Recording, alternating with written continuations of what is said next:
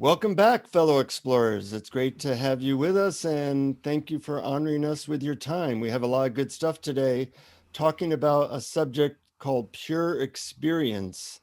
Goes by many names, but before we get into that, I'll introduce myself as Jonathan Robinson, and I'm with my trusty friend and sidekick. BrianTomO'Connor. Always good to hear your voice. I enjoy exploring with you, and we always learn new stuff, and hopefully our listeners do too. And so we came up with this subject. Sometimes it's been called by various groups pure conscious experience, or pure experience, or unprovoked happiness. It goes by a lot of different names. We'll talk about what it is, how to get there, what prevents it. But first, when you hear the words pure experience, what comes to mind? Unfiltered experience, unfiltered by thoughts about the past and thoughts about the future. Real reality versus virtual reality being all that stuff in our imagination and our memory. It's funny that we even have to come up with a term for this, because that's how reality comes to us as a pure experience. But we have so many filters, so many beliefs, so many thoughts, so many conditioning, so many triggers. It's like to have a moment of a pure experience is like a peak experience for a lot of people. I remember I'll ask people, when was the last time you had a spiritual experience? And they'll say, yeah, I remember in 2001, I was out in nature, and I looked at the trees, and I had this moment of just wonder and awe, and it was beautiful. I go, 2001, that's a lot of years ago. Considering that every single second of our lives we're having a pure experience, but we have so much in the way of that. And it's really not that hard to get back to it. And the great thing is, when you get back to it, it is a peak experience. It feels peaceful. It feels wondrous. It feels beautiful. It feels right. So, what keeps us away from this experience that we should be having a lot more than we are? Well, I think it's actually our natural state, but it's veiled. It's sort of hidden.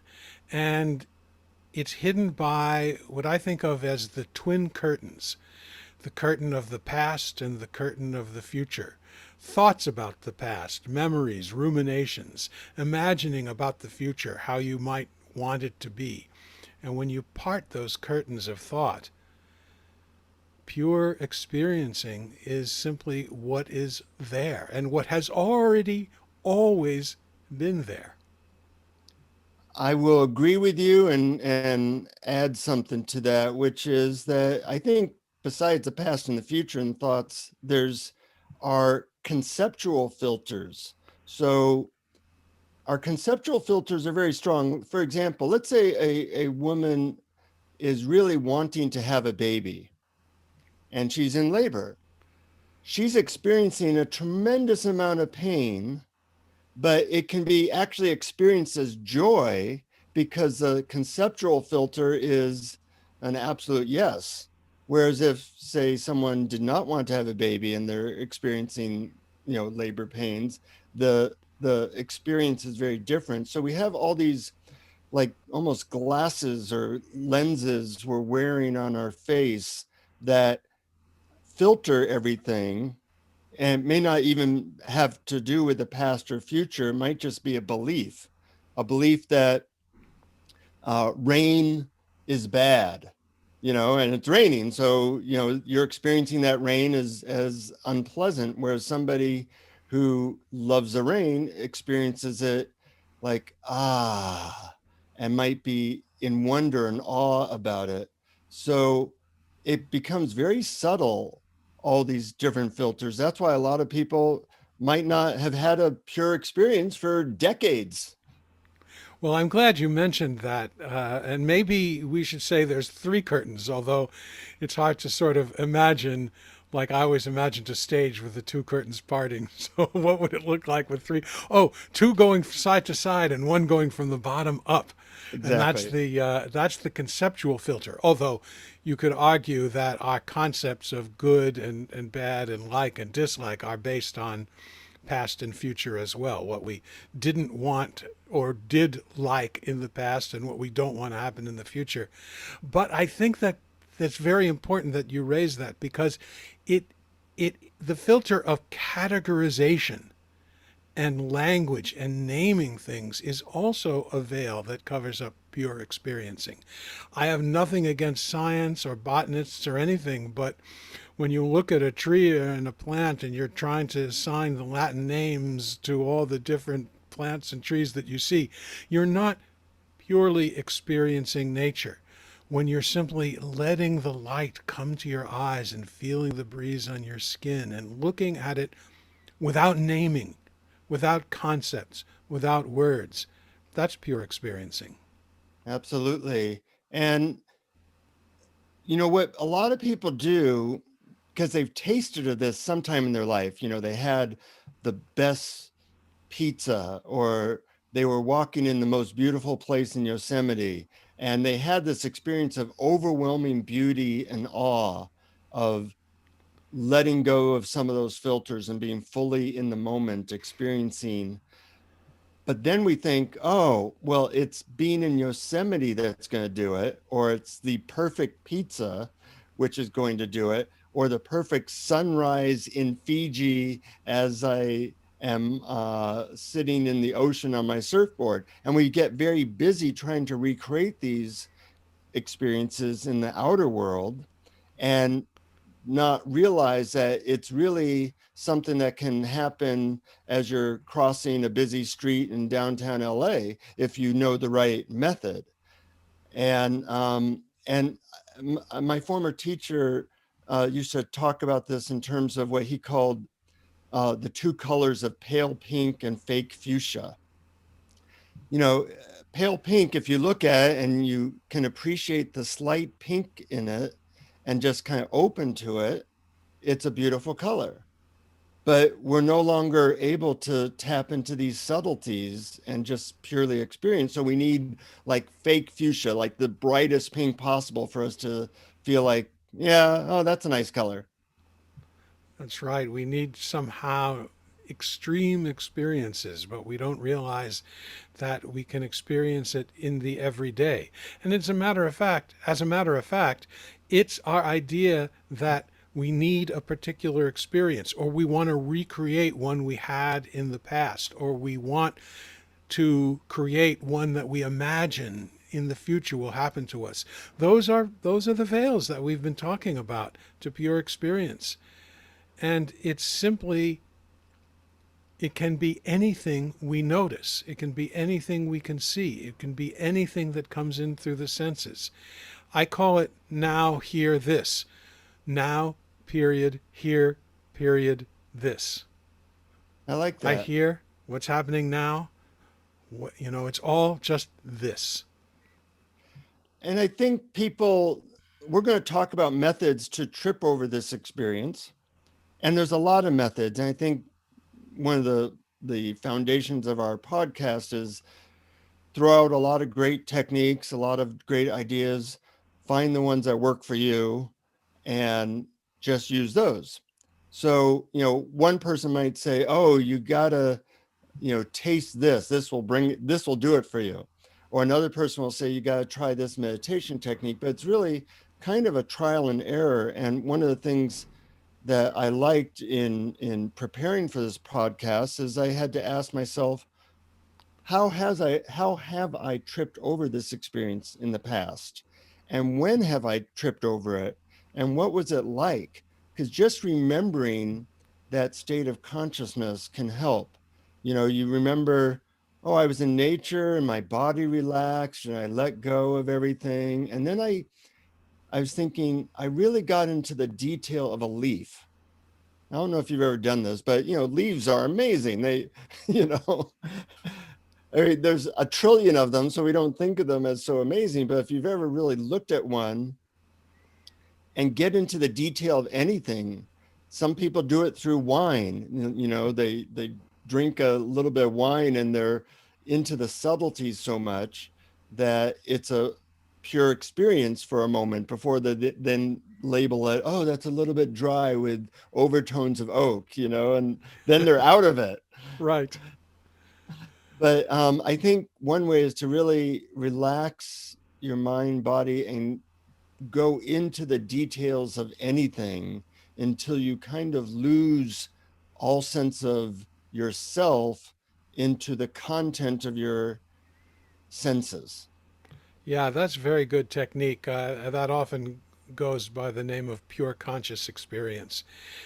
Looking at the details of something, because when you're really looking at something and noticing every little detail, or listening to music and noticing every little detail of it, you are by definition in the moment, in the now, especially if you do it wordlessly.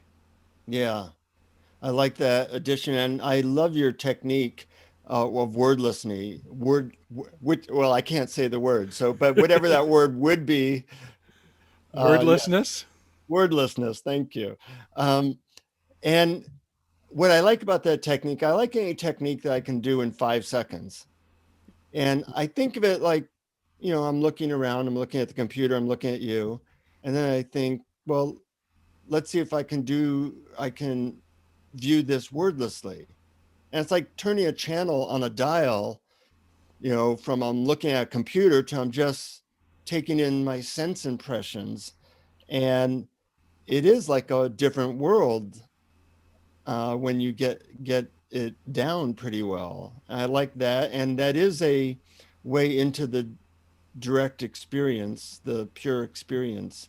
Another way I found is to find something that you already have an affinity for, let's say music, and perhaps now that it's legal in many states, I can say a lot of people have used marijuana to go deeper into something. And I think aids like that, whether it be a nature aid or a drug like marijuana aid, can point you into what it's like to have that experience. And I think once you have that experience a bunch of times, it's easier to remember, oh, yeah, I just kind of let go into the music. And it makes it easier to do it again without the drug. Yes, and that's really, that last point is really important. I haven't used marijuana in a long time, but I certainly did a lot in the past, and I certainly enjoyed music with it many, many times. But now I find that remembering how much I really got into the music, I listen to music now in that way. Mm, And but one thing that's also very good about listening to music, and as a matter of fact, using any of the senses, is noticing that it's the experiencing of the music isn't out there. It's actually inside. It's a technique I call experiencing music from the inside. mm-hmm. You're noticing that those notes and those sounds are actually appearing within you. And that's where the experiencing is. Conceptually, it's coming from a speaker or from a performer over there, traveling through the airwaves, coming in. Same with sight. Conceptually, it's light bouncing off things, traveling through space, and entering in our eyes. But where's the experiencing actually taking place? It's inside, it's within us. And Yeah. turning attention to that is another technique. Experiencing everything on the inside is another technique for pure experiencing. Mm-hmm. Mm-hmm. That's beautiful. Um, Earlier episode in our podcast, we interviewed Dr. Amy Lindgren. I think it might have been episode 52, and she's very much into pure conscious experience or pure experience. And I was listening to her in a talk she gave, and she said she turned everything, including her feelings and her negative emotions, into pure experience. So she'd be triggered by something. And instead of thinking, oh, this anger is bad, first of all, she wouldn't label it. It would be an energy wave of maybe heat and sensation moving through her body. and she would experience it very purely without the word or the label. And so everything became a pure experience. And after a while, that was you when you're having a pure experience in a certain way, you don't exist. Your ego doesn't exist.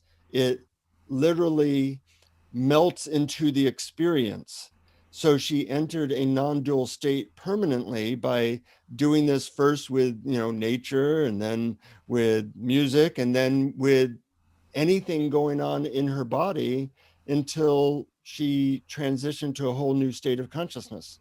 That's absolutely beautiful and wonderful, and it's so right. Really tuning in, especially if you're having an emotion, getting curious about what that actually feels like in terms of sensation, because emotions are chemicals coursing through your body. It's all the mental concepts about it that turn it into a bad thing, not the sensation. It's not the sensation itself.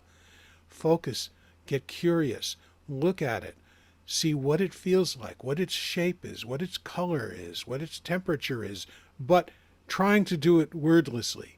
Experiencing tingling without having to say tingling. Well, if you say tingling, it's not no big deal, but it's the turning attention to that does it. And it's really amazing there what can happen when you take any experience, even as you just mentioned, what a so-called negative experience, and just notice what is present without concepts, without filters, without good or bad ideas, or even any words at all. We're making it sound so easy and enjoyable, and it is easy and enjoyable, but we are not. So let's go a little bit into some of the common things that prevent this. We've talked about in general, like, our labels, our concepts, but one of the techniques for getting into pure experience is to simply ask the question, how am I experiencing right now?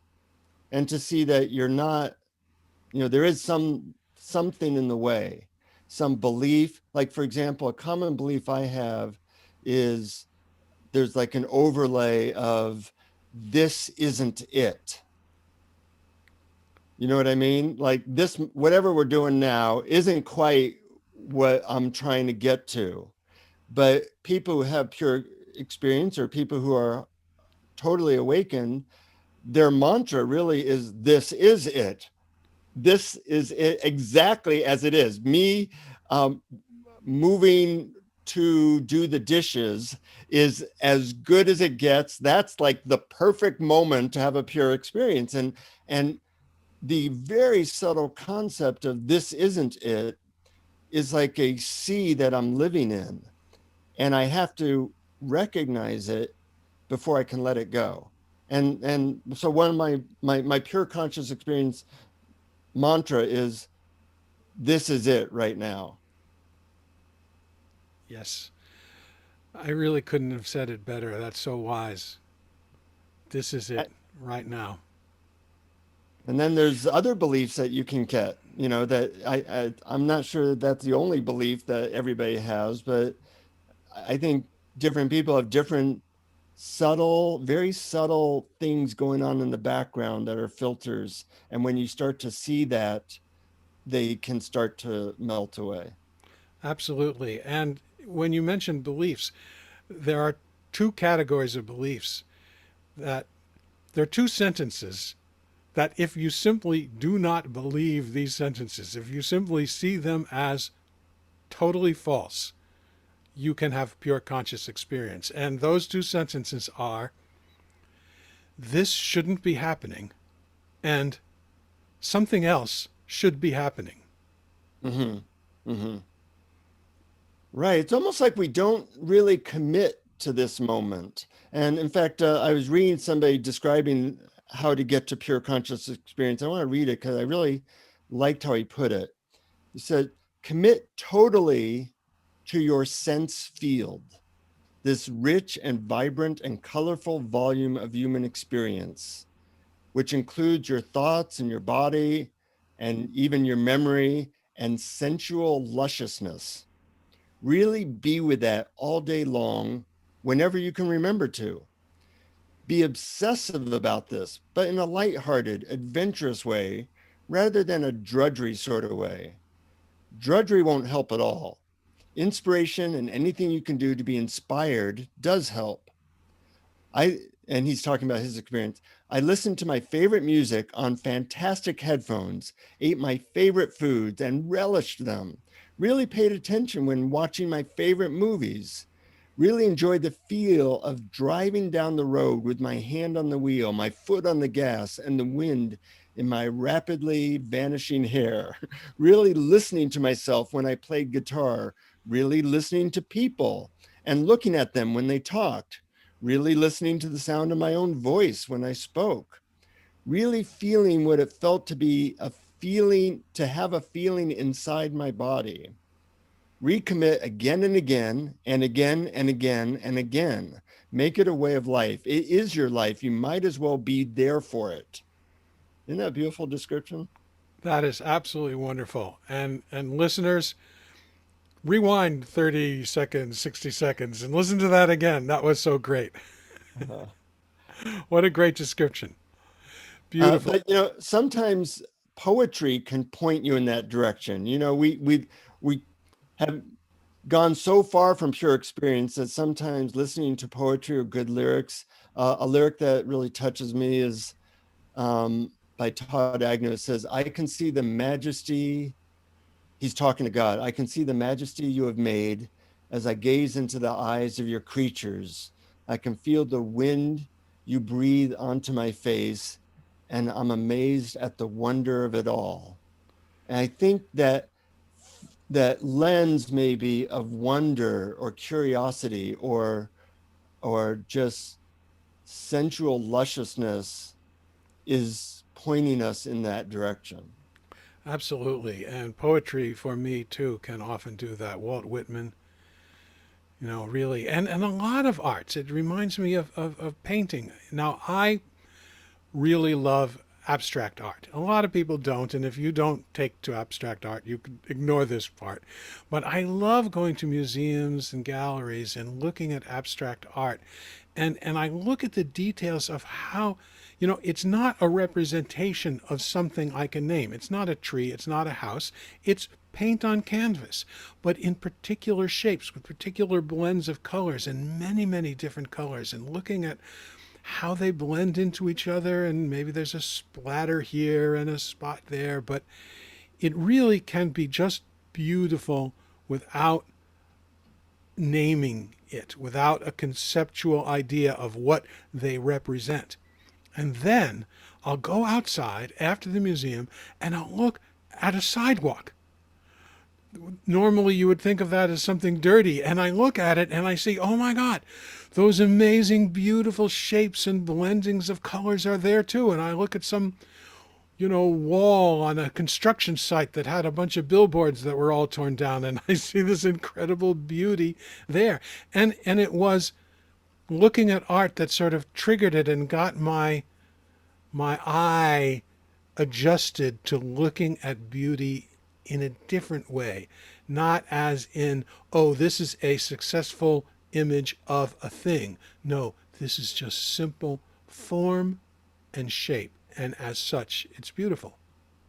That's a great description. I have a friend that is a photographer, and she's a really good one. And whenever I spend time with her, she's always taking pictures, and it's helped me to look at things deeper, like things that I have this part of me that like dismisses everything. That's not it. That's not it. Or yeah, that's pretty. Whatever. But she'll look at a leaf or a feather with this awe, and it helps to stop me and go, wow, that really is incredible, and just be with it. It's sometimes you have to go through the layers of mind, just get through the that's not it, and just be with it and melt with it and commit to that moment. And it's really almost like a contagious virus. You can get it from other people, or poets or whatever, photographers. and being willing to catch that virus, a good virus, um, is, I think, a way in as well, to hang out with people who have that gift. And, whether it be an artist, or it can also be somebody who even appreciates sports. They watch LeBron James and tears come to their eyes of the beauty of him dunking a basketball as he turns around, goes over three people, and shoots something. And some people look at that and they go, oh yeah, that's fine. And some people, it really, in a moment, it sparks the amazement, the wonder. And anytime you're close to amazement and wonder and deep beauty, you're knocking on the door of pure experience. Absolutely. And I know exactly what you mean, and I've had that experience in theater. I'm a theater nut, particularly musical theater. I've cried in musical comedy with stories that weren't meant to be moving, just because they were just so beautifully done, so Mhm. expertly, perfectly rendered. The craftsmanship, the skill, the artistry, which and just pure delight. Delight is actually, I think, a spiritual goal or a spiritual experience. Delight is, it doesn't. Delight is not just on the surface. It can be deep. Yes. And there's so many doorways to this, but perhaps the most important doorway is realizing how close it is, realizing that it's not an external thing. It's a state of consciousness. So that, like, when I wake up in my bed in the morning, I look at my blanket, the folds going here Yep. and there, and that's where I have the experience. I don't have to be in I don't have to manipulate anything to get there, other than to just commit to that moment, see the beauty, see the intricacy, and just allow the filters that keep it away to just slowly dissipate, and then have those moments throughout the day if possible. Yeah, absolutely. And don't let the idea that it is a state of consciousness. It is, but it's not a state that's somehow out there that you get and that you bring in. It's something that's actually already here that you simply reveal. It's actually Yes, our natural state. right, right. So, there's so much to talk about, but hopefully something we said today touched your heart and made you think, like, I can experience this. It's also Yeah. not something where you can really try your way into it. It's more of an allowing your way into it. And like anything, I think with practice you get better, but you never become an expert. You don't become an expert in something, because even being an expert takes you away from it. That's right, because then you think you know. And there's actual beauty and pure experience in not knowingness. Hmm. Hmm. But I, I loved when you said that if you catch yourself thinking this is not it and realize this is it. I mean, I think that's such a beautiful summary. And as a matter of fact, I think everybody could actually try that right now. If you're thinking this is not it, that's not the case. This is it right now. You listening, you sitting, you walking, whatever you're doing, this is it right now. including your feeling that this is not it, is Yes, it? that's right. That's the beautiful paradox of it all. Right. It's Like, like it's like not resisting resistance. mhm. I, So you're resisting. Don't resist the fact that you're resisting. So that you think it's not here now. That's what's here now. mhm. I tell people who are very critical of themselves to appreciate how good they are at criticizing themselves, to just, like, you know, take that ability and take a step back and say, even my thinking this isn't it, even my feeling lonely, or even my whatever, the wonder how my body can bring in that feeling, and how my mind does all these things. Mm-hmm. Even creating resistance. That's amazing how that happens so automatically. And being able to appreciate that is then the doorway to it being a beautiful experience. Yeah. Awe, wonder, beauty, truth. That's my political party. I believe in awe, wonder, beauty, and truth. That's the policies that I like to convey to the world. Good platform. We'll see. I don't think I could run on that platform for president, but hopefully as a podcaster it works. Well, you could run, but you may not win, but No. maybe you'll win something else instead. Yeah, yeah.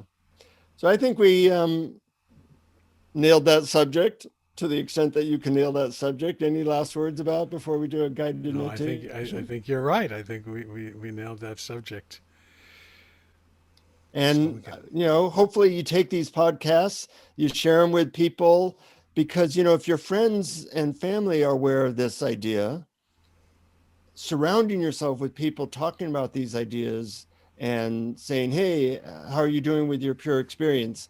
Those reminders are important because we get so many reminders of all the BS in life, the news, That's the right. everything going on, and our minds are always reminding us of what we have to do. So putting a post-it note of reminder, talking about with your friends, listening to the podcast, reading poetry, listening to music, whatever, walking in nature with the intention of having a pure experience, all those things help to counterbalance the weight of our minds and society that are taking us downward.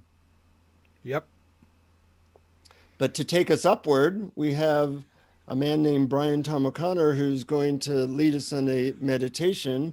Before you get to that, I just want to put a shout out to our Patreon supporters. You make this possible because we don't make money from this. We are trying to break even, and we really appreciate not just the financial support, but uh, the kind words and the emotional support of people saying, "Yeah, I'm getting something," and that means a lot to Brian and I. So if you want to become a Patreon supporter and get a bunch of free stuff, guided meditations and products that we normally sell, you get them for free. All that's on our Patreon page at patreon.com/awareness explorers. But now to guide us into a pure experience is the master meditator himself, BrianTomO'Connor. Thanks so much, Jonathan. All right, here we go.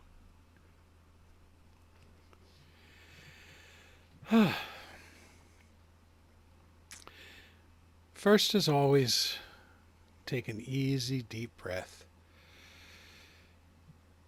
And as you exhale, feel the tension just drop away as you sink into deep relaxation.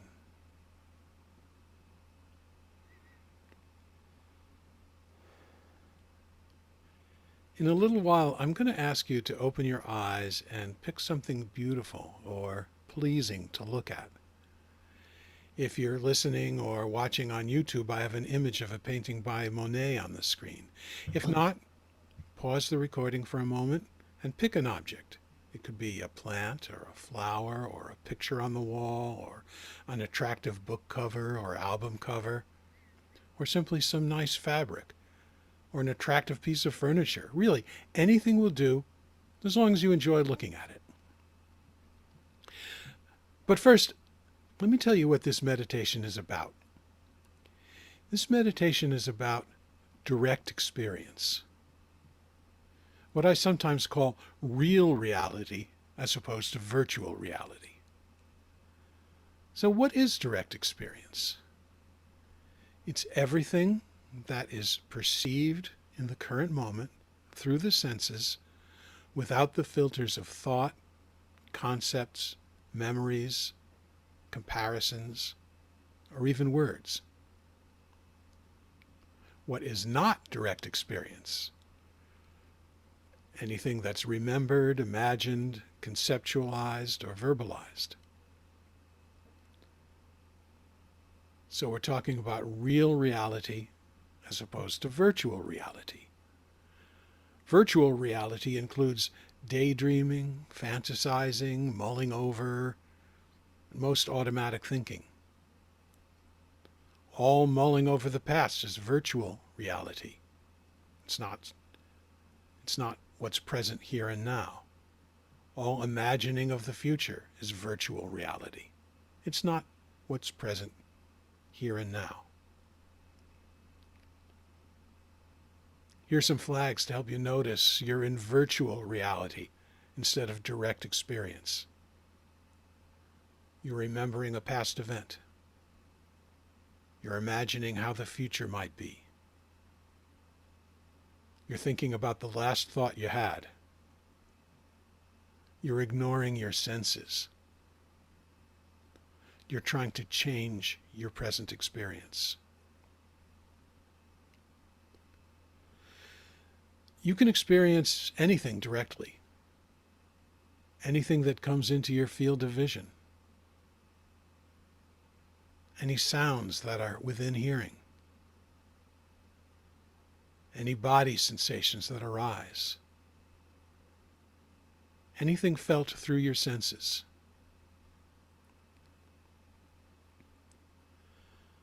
Let's take an inventory right now of what is present in direct experience. You hear the sound of my voice, or perhaps other sounds like birds, wind, traffic. You feel the weight of your body on the chair or floor or bed. Maybe there are other body sensations like a breeze on your skin or a tingling in your hands. If your eyes are open, whatever appears before you. If they're closed, whatever dark patches of color appear behind your eyelids.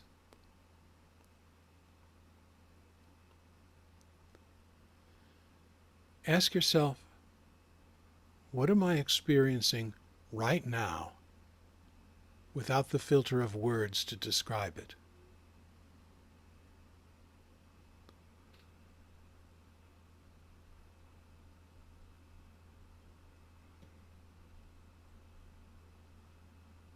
Now, if your eyes are closed, gently open them and direct your attention to the image on the screen or the object you chose to look at. Ask yourself, how is this image coming to me? How is the light and the colors and the shapes of this coming to me?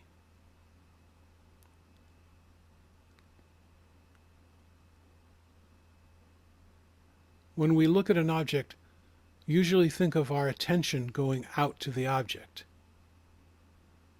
But just for now, imagine the object flowing into you through your eyes. The light from the object flowing through space and entering us.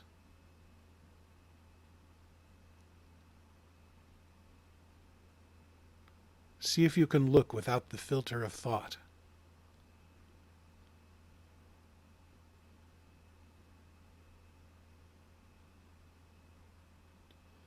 Notice every detail.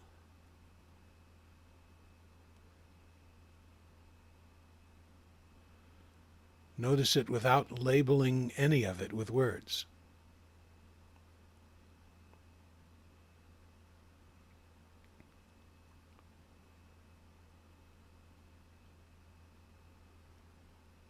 Be as a child experiencing for the first time.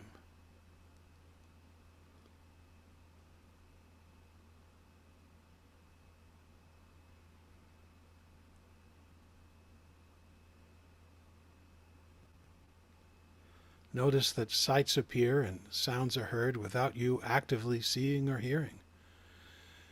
You just open your eyes and sights flow in freely and effortlessly. Just look, wordlessly, with an open curiosity and with no attempt to change anything about your present experience.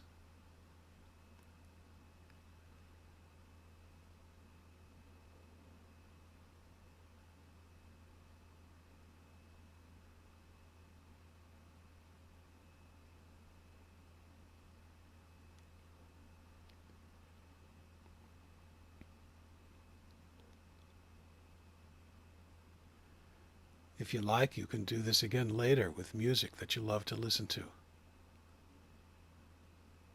Just notice every detail of the music without words describing it in your head.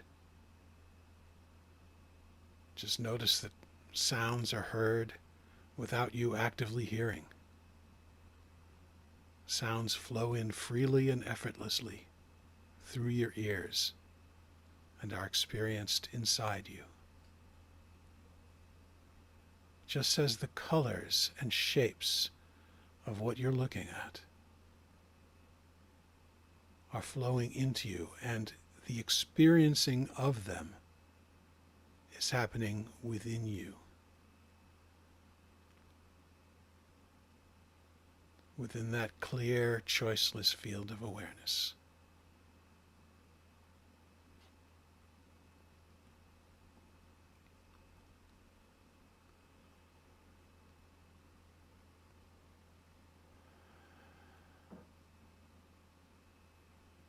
And now, take another easy deep breath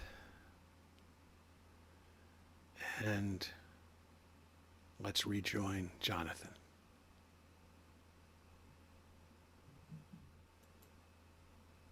Jonathan disappeared. So, first of all, it's nice to use various senses. First of all, your voice is like butter. It's very nice. And then, of course, the picture you put up or different things in my room. It's funny that we don't uh, talk about this approach to awakening more, being that it's so available. Reality, it's doing its part. We just have to let go enough to appreciate it. That's right. We really just have to get out of the way.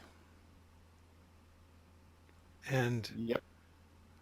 awakening, healing, pure experiencing, enlightenment, unconditional love are just all there right now, already there. When we just step aside with the self that wants to fix and change and plan and remember and imagine. And congratulations to our listeners for being people who have discovered the truth of what you just said and are on the path journeying back home to our heart, to our true nature. And hopefully, we provide some inspiration and some connection and some how to get back to that, because that's what's really important. Absolutely. So, until next time, fellow travelers, feel free to share our podcasts. Send us your questions, your uh, experiences. We appreciate your support. And of course, most important, keep exploring. Keep exploring. This is it.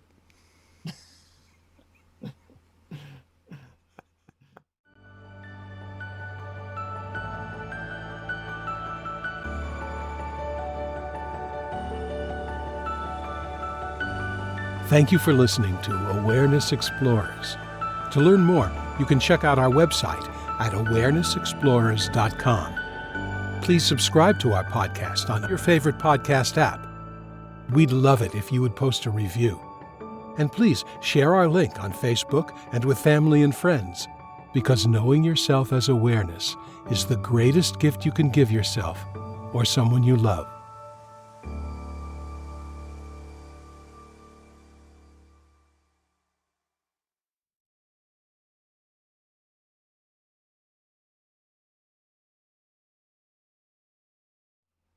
I liked your reference to album covers. It dated you a little bit. You should have mentioned 8 tracks though.